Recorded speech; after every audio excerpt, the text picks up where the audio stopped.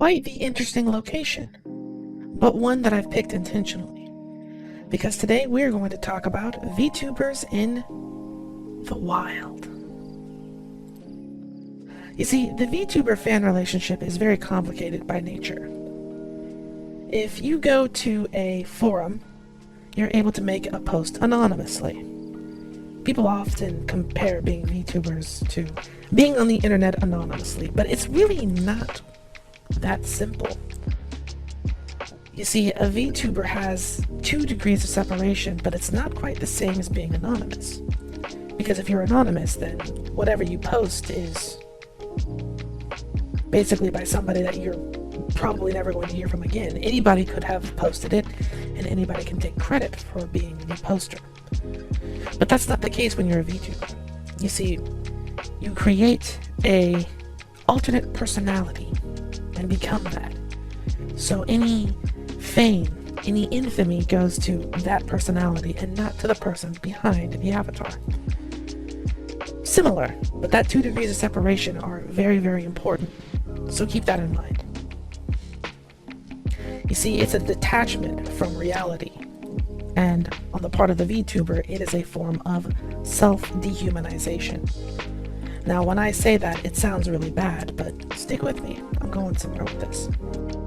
So, even though they're self-dehumanizing themselves by being something different, an avatar, a cat girl, a boy, or whatever, they're still able to converse and present themselves in a very real and very human way.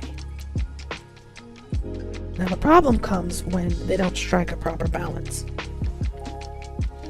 Corporate VTubers have a big issue with this. Corporate VTubers, you see, do not own their identity online, which further dehumanizes them. Think about it. So, you're already not a human. You're a perfect little ferret girl. I used ferret because I can't think of any ferret VTubers, and I don't want to use any real VTubers because I don't want to make it weird. But you're a ferret girl on the internet now. That's cute. That's great. And you're going to look the same. You're never going to have bad head. You're never going to have any issues because you're this avatar online. But if you're a corporate VTuber, then it's not your ferret girl. You don't own that identity. The corporation owns it. They own the name. They own your look. Any merch that happens is going to go through them. So that becomes 4 degrees of separation. Business starts to seep more into your personality. And it makes it harder for fans to remember that you are still a human. Because there's so much business surrounding it that they don't care about that sort of thing. They want to know when you're going to stream next. They want to know when the merch is going to be available again. They don't care about this problem that you're having behind the scenes because they're not allowed to know too much about it. And if they don't know about it, they don't care about it. So stuff like someone suffering from burnout. Burnout is a very real thing, is what people say. I have my own opinions about it that I won't get into, but when 99% of your content is sunshine and happy and smiles, then that's what the people want. That's what they expect. And because you've never given them a peek behind the curtain, they pretend that behind the curtain doesn't exist. You can't really blame them for that sort of thing. That's just the nature of how it works. Indie VTubers have it backwards, kind of. Because there's not as much business seeping into the personality side of things, it's much easier for them to connect with fans.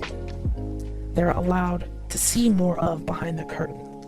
They're allowed to get to know you on a more intimate level.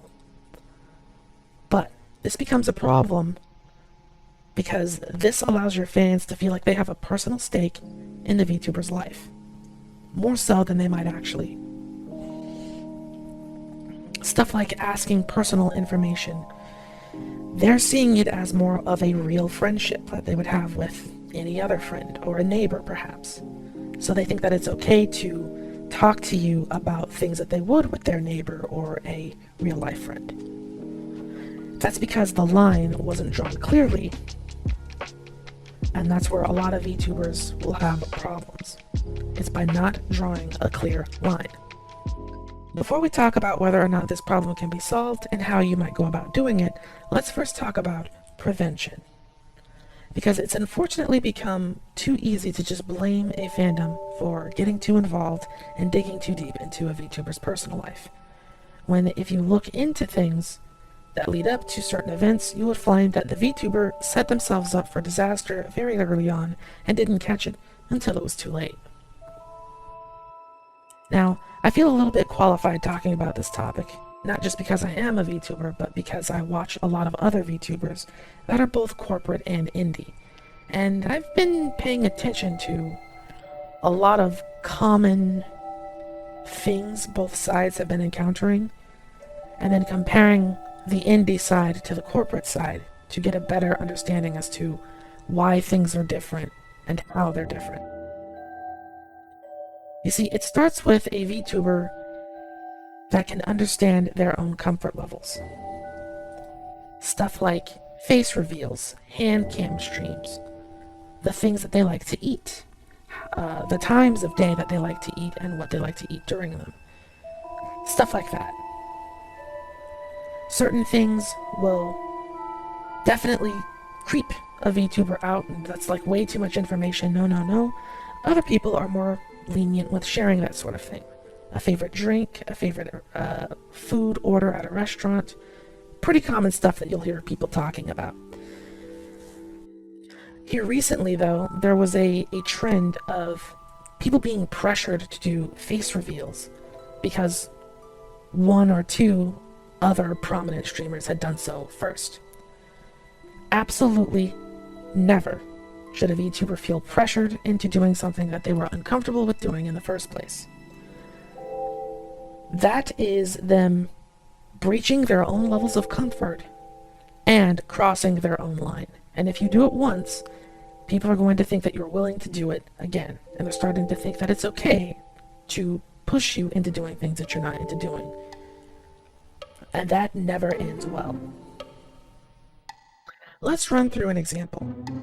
I just got my favorite drink from a very popular franchise that most of my viewers will know a lot about. And it's delicious.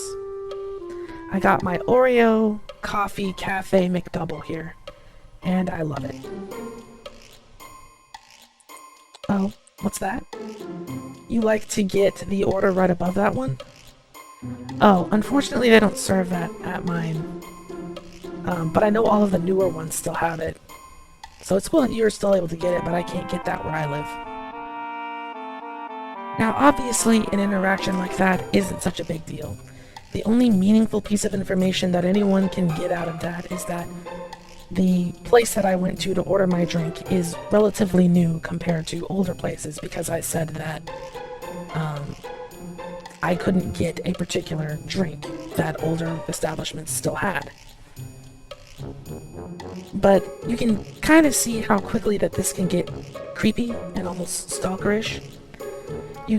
If I gave any more information, it could be narrowed down to certain areas that have this novelty drink.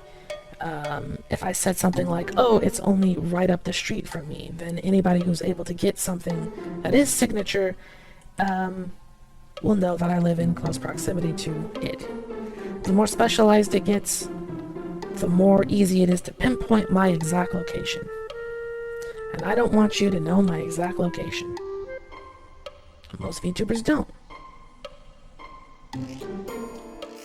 You know, this conversation always reminds me of that story I read a long time ago about a Japanese singer who was stalked by somebody who was using the reflections in her eyes to find her location. The man said he identified a train station reflected in the singer's eyes in a selfie that she posted online. Waited at that station until he saw her and then followed her home. Now, obviously, that's a bit excessive when talking about how VTubers have to protect themselves, but it does make you think. How much information is too much information?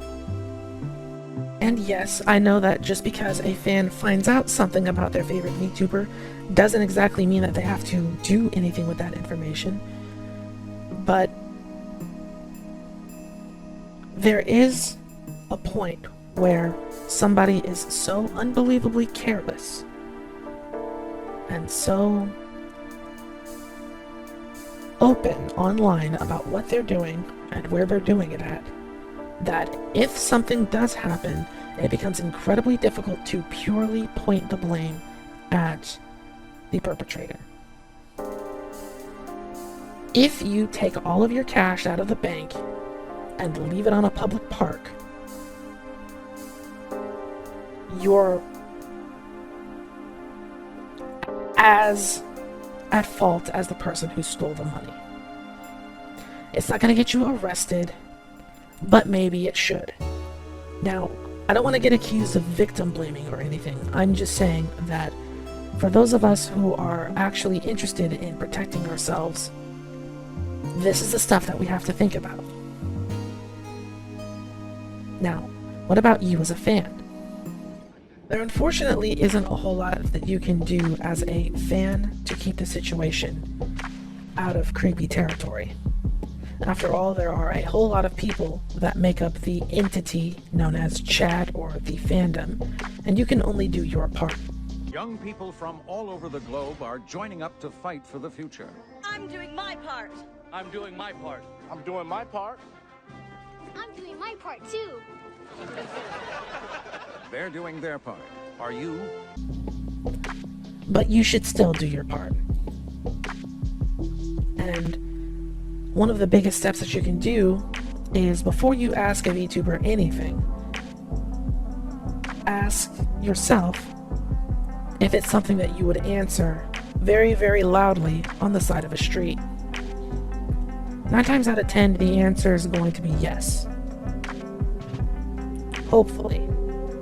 But if the answer is no, then you should probably think twice about asking it. How many strangers would you be okay with knowing the information that you're about to try and extract from this person on the internet? That's a pretty good way to keep things in balance.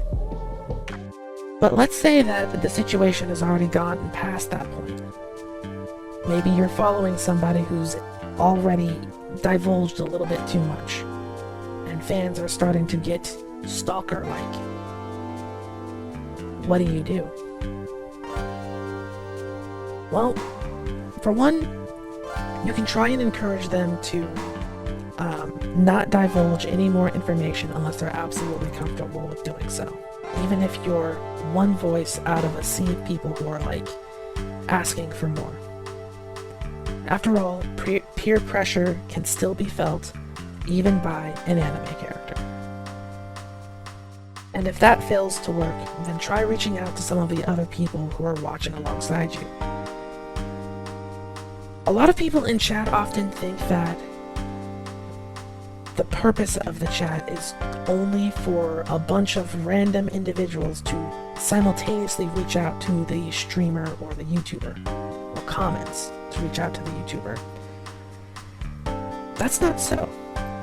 You can actually connect with other people just as easily, if not more easily, than you can with the person who's occupied with streaming or posting videos. So if you see somebody asking something strange, say, hey, come on, that's weird. Can't you see you're making somebody uncomfortable here? Stop it, stop it.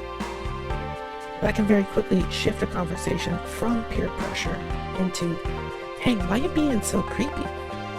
Why are all of you being so creepy? Don't you think it's creepy that you're all doing this? That so many of you think that this is okay? Now, it's still very disruptive to do. I want to make that very clear. But if you're going to be disruptive, better it be chat against chat than all of chat against a already uncomfortable VTuber. I think. Maybe don't quote me on that. I'm speaking for myself here. I'd much rather you all fight amongst yourselves than all try and fight me.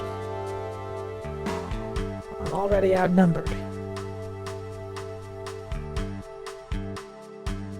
Oh hey, would you look at that? We've come full circle. Honestly, this video got a little bit more rambly than I would have liked it to, but I think there's a lot of discussion that still needs to happen about this. So let me know down in the comments below. Did it sound like I was victim blaming? Because that's not really what I intended to do. I just have a very, very hard time when it comes to people not taking responsibility for their own actions. And when the results of that are at the hands of somebody outside of their control, the focus is usually on that and not on who could have done something to stop it from going that far in the first place.